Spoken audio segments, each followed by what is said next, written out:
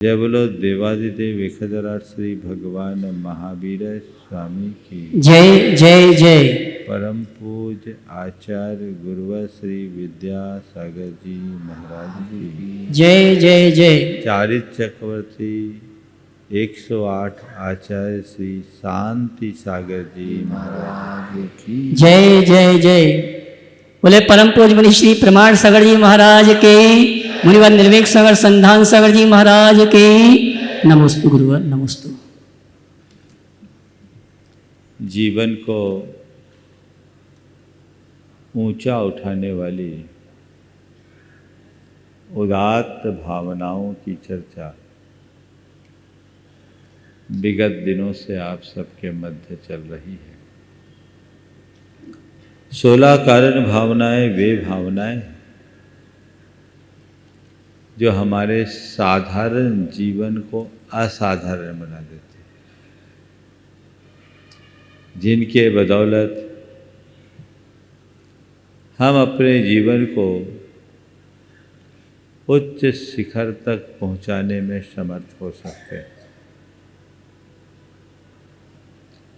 आज उन्हीं भावनाओं में क्रम है आवश्यक अपरिहानी का। हमारे जीवन में कुछ कर्म ऐसे होते हैं जो आवश्यक होते हैं और बहुत सारे काम ऐसे होते हैं जो अनावश्यक होते हैं। आज कहा जा रहा है आवश्यक में अपरिहानी।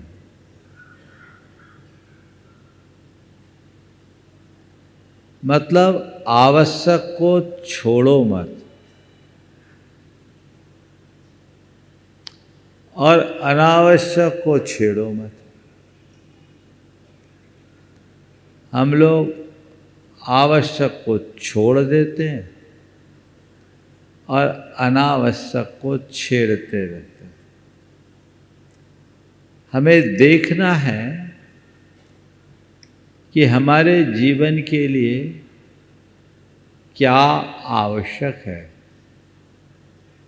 साथ साथ ये भी देखना है कि जीवन के लिए क्या अनावश्यक है।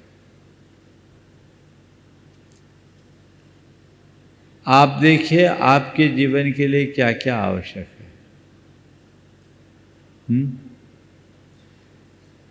क्या आवश्यक है? महाराज सुबह उठते ही सबसे ज़्यादा आवश्यक नित्य कर्म है ना। खाना आवश्यक नहीं है लेकिन जाना आवश्यक है ना। ये है नित्य कर्म आवश्यक है। यदि नित्य कर्म हम ठीक तरीके से न करें तो हमारे लिए बहुत कठिनाई होती है। आप लोग उसका ध्यान रखते हो। शरीर के लिए भोजन आवश्यक है, आप उसका ख्याल रखते हो। जीवन के लिए अन्य जितने भी आवश्यक संसाधन हैं उनको अपनाने में आप कोई कोर कसर नहीं छोड़ते हो क्या? मुझे इससे कोई गुरेज नहीं, आप अपनाइए। लेकिन एक बात ध्यान रखिए, हम किसे महत्व दे रहे हैं? मेरी दृष्टि में आवश्यक क्या है? जो सामने है वही, या जो सामने नहीं है वह भी? हमारे नज़र में आवश्यक वह आता है, दिखता है जो जीवन के निर्वाह के लिए अपेक्षित हो। लेकिन केवल जीवन निर्वाह के लिए अपेक्षित बातों को आवश्यक मानना हमारी भूल है। आज 3 शब्दों से अपनी बात को आगे शुरू करूंगा। निर्वाह, निर्माण और निर्वाण। क्या? निर्वाह, निर्माण और निर्वाण। निर्वाह यानी गुजारा। आपको अपने जीवन के गुजारे के लिए जो जो आवश्यक दिखता है आप उन्हें जुटाने में लगे रहते कि नहीं? जुटाइए। लेकिन कोरा निर्वाह जीवन की उपलब्धि नहीं है। निर्वाह में क्या विशेषता? ये तो एक पशु पक्षी भी कर लेता है। जैसे खा पी करके आप अपना जीवन गुजार लेते हैं, पशु पक्षी भी अपना जीवन किसी तरह गुजार लेता है। इस अर्थ में देखा जाए तो निर्वाह तो पशुता है। निर्वाह के स्तर पर विचार किया जाए तो मनुष्य और पशु में कोई अंतर नहीं, एक समान है। तो निर्वाह बहुत बड़ी बात नहीं है। तुम जीवन के लिए, जीवन के निर्वाह के लिए जो भी आवश्यक है वो करो न करो तुम जानो, पर ये मान करके चलना ये केवल निर्वाह है, पर तुमने इसे ही अपनी सबसे बड़ी प्राथमिकता बना रखी। एक कदम आगे बढ़ो, निर्वाह के साथ निर्माण, निर्वाह के साथ निर्माण। जीवन को जैसे तैसे गुजार लेना निर्वाह है और जीवन में जीवन मूल्यों को प्रतिष्ठापित करना निर्माण है। हमारे जीवन में जब तक जीवन मूल्य प्रतिष्ठित नहीं होते, जीवन का निर्माण नहीं होता। एक बात सदैव याद रखना, मनुष्य का जन्म नहीं होता, मनुष्य का निर्माण होता है। जन्म तो एक शिशु का होता है। जन्म लेने वाले शिशु में जब मानवीय मूल्य प्रतिष्ठापित होते हैं तब उसके भीतर मनुष्यता प्रकट होती है। तब हम कह सकते हैं कि उसके अंदर मनुष्य का निर्माण हुआ। तब हम कह सकते हैं ये व्यक्ति आदमी बन गया। तो हमारे भीतर उस मानवता की अभिव्यक्ति, उस मनुष्यता की अभिव्यक्ति, उस मानवपने का निर्माण जीवन का निर्माण है। तो निर्वाह के लिए आवश्यक रोटी कपड़ा मकान तो आपने जुटा लिए। निर्माण के लिए आवश्यक क्या है? जीवन के निर्माण की शुरुआत होती है जब हम जीवन में मूल्यों की प्रतिष्ठा करते हैं। और जीवन मूल्यों की प्रतिष्ठा कब होती है? जब हम धर्माचार का पालन करते हैं। जब मनुष्य मानवीय आदर्शों को आत्मसात करके धर्माचरण करता है तब उसके जीवन का निर्माण शुरू होता है। तो जीवन के निर्माण के लिए आवश्यक क्या है? धार्मिक कर्तव्यों का अनुपालन। आप अपने जीवन में देखें कि मैं अपने जीवन में धार्मिक कर्तव्यों को क्या स्थान देता हूं। जो आवश्यक है उसमें कोई हीनाधिकता तो नहीं है।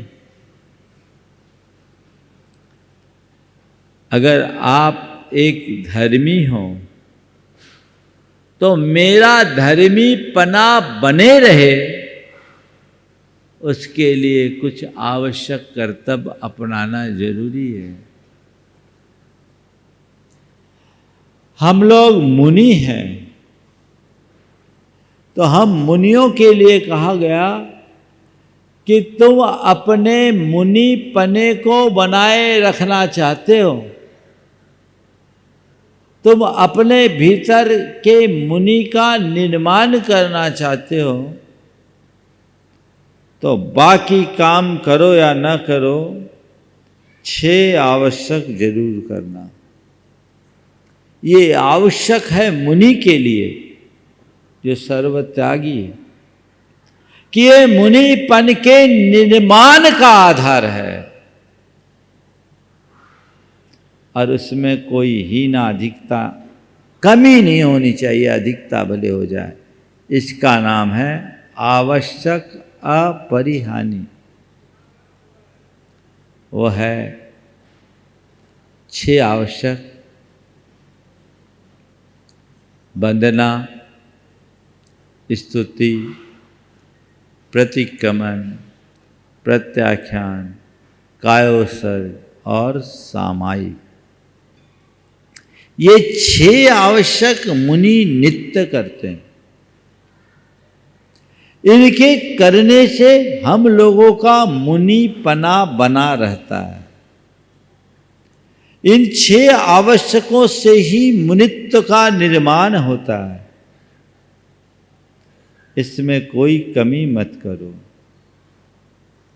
भगवान का स्तवन वंदन करना वंदना है, 24 तीर्थंकरों का स्मरण करना स्तुति है, यानी उन उच्च आदर्शों को अपने हृदय में स्थापित करके उनके प्रति कृतज्ञता और आभार प्रकट करते हुए उनके गुणों का स्मरण करना, चिंतन करना, क्रमशः वंदना और स्तुति नाम का आवश्यक है। प्रतिक्रमण, कृत दोष निरायरणम परिक्रमणम, किए गए दोषों के शोधन का नाम प्रतिक्रमण है, जिसे हम मुनि लोग रोज 3 बार करते हैं। प्रतिक्रमण का मतलब अपने चित्त में बुहारी लगाना। जैसे आपके घर में चारों तरफ से धूल आते रहती है, हल्का सा भी आपको कचरा दिखता है, आप झाड़ू उठा करके उसको साफ करते हैं। चेतना में हम अपनी प्रवृत्तियों के कारण 24 घंटे अनेक प्रकार की धूल भरते रहते हैं। उस धूल को साफ करने का सबल माध्यम है प्रतिक्रमण, जो प्रत्येक मुनि को नित्य करना हो। इसके बाद है प्रत्याख्यान, भावी जीवन को उज्जवल बनाने का संकल्प। भविष्य में लग सकने वाले दोषों की वर्तमान में प्रतिज्ञा। मेरे जीवन में इस प्रकार के दोषों का कहीं से समावेश न हो, इस प्रकार की सावधानी हम मुनिगण नित्य करते हैं। ये प्रत्याख्यान है। अपने जीवन को बेहतर बनाने का संकल्प नित्य दोहराते हैं, ये हमारा प्रत्याख्यान है। इससे हमारे मुनिपन का निर्माण होता है। फिर है कायोत्सर्ग, शरीर के ममत्व को त्याग कर आत्मा में स्थिर होना, आत्मा की तरफ ध्यान देना, इसको बोलते हैं कायोत्सर्ग, जो हम लोग हर प्रवृत्ति में करते हैं और अपने अंदर को, अपने अंतरात्मा का स्पर्श करने का अभ्यास करते हैं। और सामायिक आत्म संलीनता, आत्म साक्षात्कार या समता का अभ्यास। ये 6 आवश्यक मुनियों के हैं और मुनियों के लिए कहा गया इन आवश्यकों में कमी मत करना। यदि इनमें कमी हो जाएगी तो तुम्हारा मुनिपना बहुत कठिन हो जाएगा। इसलिए इन आवश्यकों में कोई कमी कभी मत करना। आवश्यकों की पूर्ति करो, हमेशा आवश्यक को करना है। तो आवश्यक जो अवश्य करने योग्य हैं, एक मुनि के लिए कहा। क्यों? सब तो छोड़कर आ गए, लेकिन सब छोड़ने के बाद भी मन को जोड़े रखना बड़ा कठिन काम है। मन को कोई ना कोई आलम्बन देना है, तभी मन अपने लक्ष्य की ओर आगे बढ़ता है। उसको संबल देने के लिए 6 आवश्यक है, जिससे हम अपने मन में स्थिरता रखते हैं और इसमें कोई कमी न करने की बात करते हैं। तो मुनिगण के लिए कहा, ऐसे आवश्यक में कोई कमी मत करना। अब बात मुझे आप लोगों से करनी है। आपके क्या आवश्यक है?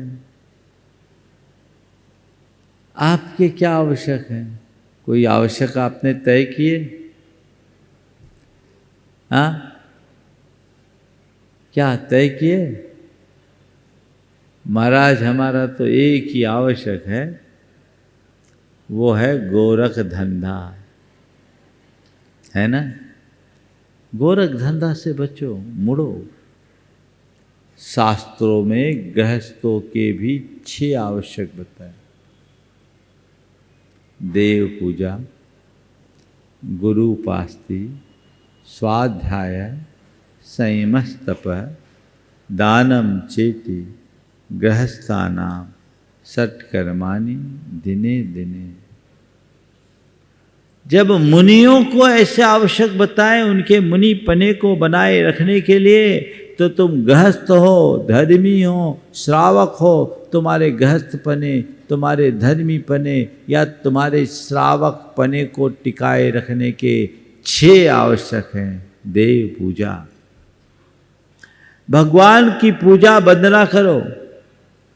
ऐसा कहा गया, प्रातः उत्थाय कर्तव्यम देवता गुरु दर्शनम। सुबह उठो तो सबसे पहले देवता की और गुरु के वंदना करो, उनका दर्शन करो।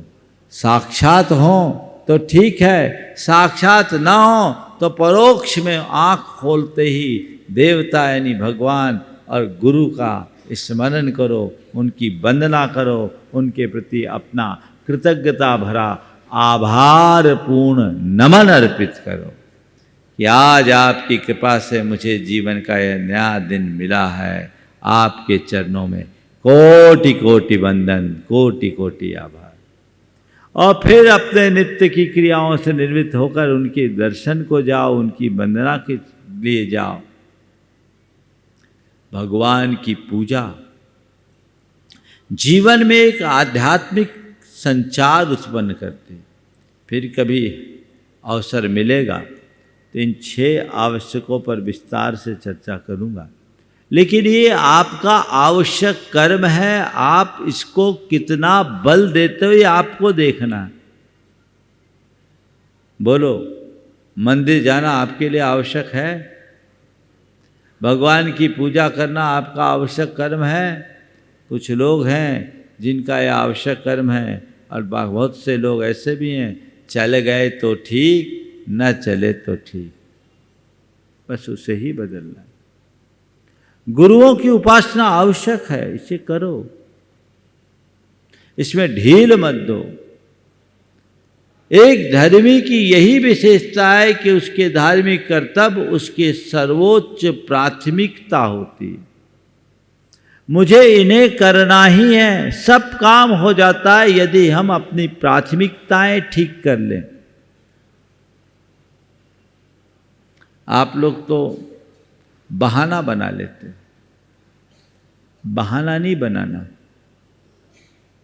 धर्म के कार्य का प्रसंग आए तो बहाना मत बनाओ, बल्कि धर्म करने का बहाना खोजो।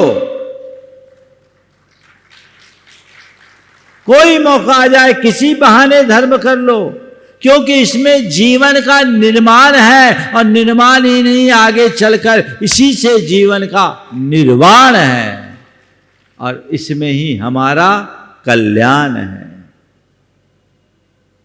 तो जीवन का निर्माण जिससे होता है, जिससे हमारे जीवन में एक रूपांतरण घटित होता है, उन क्रियाओं में कोई कसर नहीं छोड़ना चाहिए। निष्ठावान व्यक्ति के लिए सब छूट जाए ये नहीं छूटना चाहिए, और जिनकी निष्ठा दुर्बल होती है अब चलेगा। गुरुदेव बीना बारा में थे 93 की बात। कोलकाता के एक सज्जन गुरु चरणों में आए, गुरुदेव मुझे अमेरिका जाने का प्रसंग आ रहा है और 15 दिन तक मुझे अमेरिका रहना पड़ेगा। अब महाराज जी मुझे एक बड़ी समस्या आ रही कि मेरे रोज अभिषेक पूजन का नियम है, 15 दिन के लिए मुझे जाना है, वहाँ जाऊँगा तो मेरा नियम कैसे पलेगा, और नहीं जाऊँगा तो बड़ा नुकसान होगा। अब मैं आपसे मार्गदर्शन लेने आया हूँ, आप बताओ मैं क्या करूँ। गुरुदेव ने कहा देश विदेश तो सेठ साहूकार पहले भी जाते थे, जाना है जाओ, कोई बुराई नहीं है। महाराज नियम का क्या होगा? बोले एक काम करो, अपने साथ भगवान ले जाओ। अपने साथ भगवान ले जा सकते हैं? हाँ, चल बिंब होते हैं जिनालय में, उनको ले जाना, विनयपूर्वक ले जाना। ने बता दिया एक अलग से पेटी बना लेना, विनयपूर्वक उनको ले जाना। महाराज अभिषेक कैसे करेंगे? वहाँ तो जल नहीं मिलेगा शुद्ध। ठीक है, अभिषेक के लिए आपत्ति काल है, शुद्ध वस्त्र से ऐसे ही सूखा मार्जन कर लेना और काम चल लेना। वो सज्जन गए, उनका नाम था सुमेर मल चूड़ीवाल, कोलकाता के। वो गए, उन्हें आशातीत सफलता मिली और लौटने के बाद वापस गुरु चरणों में आए। बीनाबारा में ही थे हम, उस समय गुरु चरणों में ही थे। उन्होंने कहा गुरुदेव आपके आशीर्वाद से मुझे आशातीत सफलता मिली, मेरा नियम भी पल गया, पर एक चूक हुई कि जब अभिषेक करने का समय आया, अभिषेक करते समय अब जल तो था नहीं, कपड़े से मन नहीं माना, तो महाराज हमने तो अंगूर का रस निकाल करके अभिषेक कर लिया। तो दोस्त तो नहीं लगा। आचार्य महाराज ने कहा तुम्हारी भावना इतनी निर्मल रही, इसमें सब दोष खत्म, कोई दोष नहीं। मैं ये प्रसंग केवल इसलिए सुना रहा हूं कि मन में दृढ़ता हो, निष्ठा हो, तो 7 समुंदर पार भी तुम्हारे नियम पल जाएंगे, और उसकी कमी हो तो तुम्हारा कोई ठिकाना नहीं। शिथिलता से बचो, आवश्यक कर्म मुझे करना है तो करना ही है। देव पूजा करना है, गुरु की उपासना करना है, स्वाध्याय करना है। अब आप लोग स्वाध्याय का कोई अब समय ही नहीं बचा। एक बार मैंने पूछा क्यों भाई तुम स्वाध्याय करते हो? बोले हाँ महाराज लोक पुराण का करता हूँ। लोक पुराण? ये लोक पुराण क्या होता है? बोले महाराज सवेरे से जो न्यूज़पेपर आता है ना, उसको हम पढ़ते हैं, इसी का नाम लोक पुराण है। हमने कहा अच्छा बता दिया भैया, न्यूज़पेपर अगर लोक पुराण है तो व्हाट्सएप चर्चा पुराण बन जाएगा, और तुम्हारा इसी में समय जाता है। इन पुराणों से तुम्हारा क्या होगा? इसमें तुम्हारा निर्माण होगा या विध्वंस करना। ध्यान रखना, आवश्यक वो नहीं जिससे तुम्हारे अंदर की नकारात्मकता बढ़े, आवश्यक तो वो है जो तुम्हारे भीतर की सकारात्मकता को जगाए, सकारात्मकता को बढ़ाए। तो अपने भीतर की सकारात्मकता को बढ़ाइए, सकारात्मकता को जगाइए, वो आवश्यक है। उस दिशा में आगे बढ़ने का प्रयत्न कीजिए, स्वाध्याय कीजिए, मन को खुराक दीजिए। जैसे तन को खुराक न मिलने से तन सुस्त हो जाता है, तो मन को खुराक न मिले तो मन भी ढीला हो जाएगा। ध्यान रखना, सुस्त तन से ज़्यादा खतरा नहीं, लेकिन मन ढीला हो गया ना तो भ्रष्ट हो जाता है। सुस्त तन तो केवल शिथिल होता है, भ्रष्ट मन तो सत्यानाशी बन जाता है। इसलिए हमें अपने मन को भ्रष्ट होने से बचाना है, तो आवश्यक कर्तव्यों का अच्छे से पालन करना चाहिए, करना ही चाहिए। तो अपने जीवन को अच्छा बना सकेंगे, सुंदर बना सकेंगे, बेहतर बना सकेंगे और उस दिशा में हम आगे बढ़ सकेंगे। तो देव पूजा, गुरु उपासना, स्वाध्याय, संयम, अपने ऊपर नियंत्रण, तप और दान, ये 6 आवश्यक कर्म हैं जिन्हें आपको अपनी प्राथमिकता में रखना चाहिए। समझ गए? प्राथमिकता में रखना चाहिए। जब इनके प्रति आपकी दृष्टि रहेगी तभी आप अपने धार्मिकता को जीवित रख पाओगे, उन्हें मेंटेन कर पाओगे। इसमें ही आपके श्रावकपना का निर्माण होगा। और थोड़ी थोड़ी ढिलाई करोगे तो चीज़ें बिल्कुल कहाँ बिखर जाएगी पता नहीं। हमारे गुरुदेव की एक विशेषता रही, कितने भी व्यस्त रहे उनने अपने आवश्यकों में कभी ढिलाई नहीं की। और वो हमेशा कहते थे, आवश्यक पूरे हो गए तो समझना तुम सब तरह से सुरक्षित हो, और आवश्यक छोड़ दिए तो कुछ भी सुरक्षित नहीं। इसलिए अपने आवश्यकों पर पूर्ण ध्यान और नियंत्रण होना चाहिए। ये भावना आवश्यक अपरिहानी भावना है, जो कि 16 कारण भावना की एक महत्वपूर्ण भावना है। आप लोग भी किसी चीज़ में कमी मत करें। धार्मिक कार्यों के, धार्मिक क्रियाओं के पालन में तो किंचित भी शिथिलता नहीं होनी चाहिए। और ये सब अपने आप हो जाएगी जब आपकी प्राथमिकता हो। देखिए अभी यहाँ चातुर्मास चल रहा है, प्रवचन हो रहा है। बहुत सारे लोग हमारे आने के पहले आ जाते हैं, पूरा कार्यक्रम अटेंड करके जाते हैं हो रहा है। यहाँ आने के लिए कई लोग 10-10, 12-12 किलोमीटर दूर से भी आते हैं। 15-20 मिनट आने में लगता होगा, 15-20 मिनट जाने में, 1 घंटा यहाँ, लगभग 1.5 घंटा तो निकाल रहे हो। एक्स्ट्रा निकाल रहे कि नहीं निकाल रहे? प्रतिदिन निकाल रहे हैं। कहाँ से निकल रहा है इस समय? क्या परमात्मा ने आप पर कृपा करके आपके लिए 25.5 घंटे का दिन दे दिया? ऐसी कृपा तो नहीं बरसाई कि हाँ तुम बड़े भक्त हो, चले जाओ, हम तुम्हारे लिए 1.5 घंटे का एक्सटेंशन कर देते, तुम्हारे दिन को बढ़ा देते। नहीं ना, दिन तो वही 24 घंटे का है। और ऐसा भी नहीं कि आप निठल्ले हो, निठल्ले तो नहीं हो, काम तो पूरा है। लेकिन फिर भी यहाँ समय आप निकाल करके आ रहे हो और पूर्ण लाभ ले रहे हो।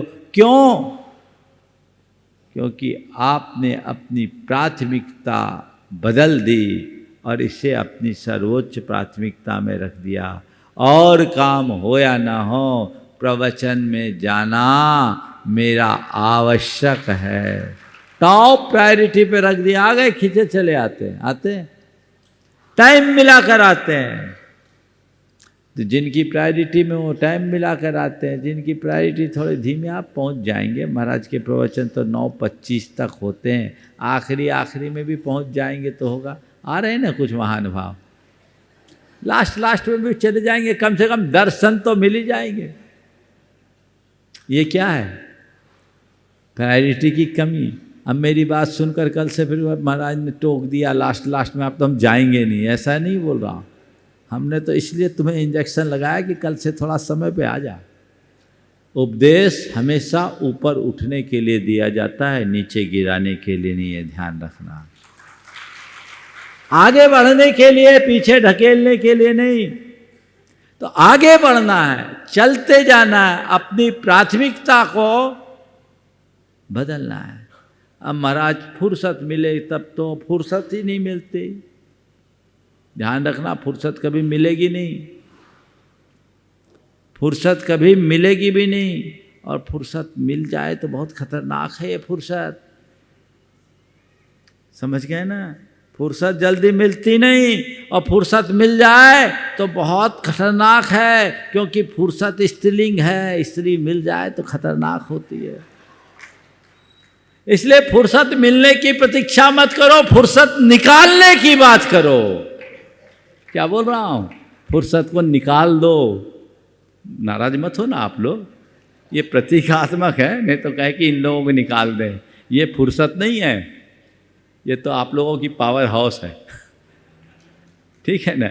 तो वो फुर्सत मिले तब जाओ, फुर्सत नहीं मिलती, फुर्सत नहीं मिलती, फुर्सत नहीं मिलती। फुर्सत मिल गई ना तो ठलवाई आ जाएगी, फिर पता नहीं क्या क्या होगा। इसलिए फुर्सत को मिलने की प्रतीक्षा मत करो, फुर्सत निकालने की कोशिश करो। और जिस दिन तुम फुर्सत निकालने में समर्थ हो जाओगे, तुम्हारा संपूर्ण जीवन धर्ममय बन जाएगा। तो फुर्सत निकालने की कोशिश करना है, समझ गए ना? तो निकालिए आज से प्रायोरिटी, मुझे अब फुर्सत निकालना है। क्या करना है? फुर्सत निकालना है अपने आवश्यकों के लिए, दूसरों के लिए, अपने लिए, औरों के लिए तो पता नहीं आप कहाँ कहाँ से समय निकाल लेते हैं। और सोशल मीडिया में कितना समय निकालते हैं, निकालते कि नहीं? उस समय फुर्सत बाहर हो जाती। बाजू में भी बैठी हो ना आपकी फुर्सत, तो उस पर ध्यान नहीं जाता, चलता रहता है। तो आजू बाजू में बैठे हुए लोगों को एक दूसरे का पता नहीं। इन व्यर्थ की बातों में अपना समय खपाने की जगह काम के कार्यों में अपना जी लगाइए। जीवन का उत्थान केवल उसी से होगा। तो ये जीवन का निर्माण है। और फिर जब आप आध्यात्मिकता की ओर बढ़ोगे तो जीवन का निर्माण होगा। अपने आप को अध्यात्म के पथ पर आगे बढ़ाए, मोक्ष मार्ग के अनुरागी बने, इससे जीवन का निर्माण होगा। और निर्माण प्राप्त करने का लक्ष्य बनाओगे तभी अपना कल्याण होगा। तो निर्वाह से ऊपर उठो, निर्माण के मार्ग में रखो और निर्वाण के पथ के अनुगामी बनो, मोक्ष मार्ग के पथिक बनो, जिससे अपनी आत्मा का कल्याण कर सके। तो हमारे जीवन का सार होगा। बोलिए परम पूज आचार्य गुरुवर श्री विद्यासागर।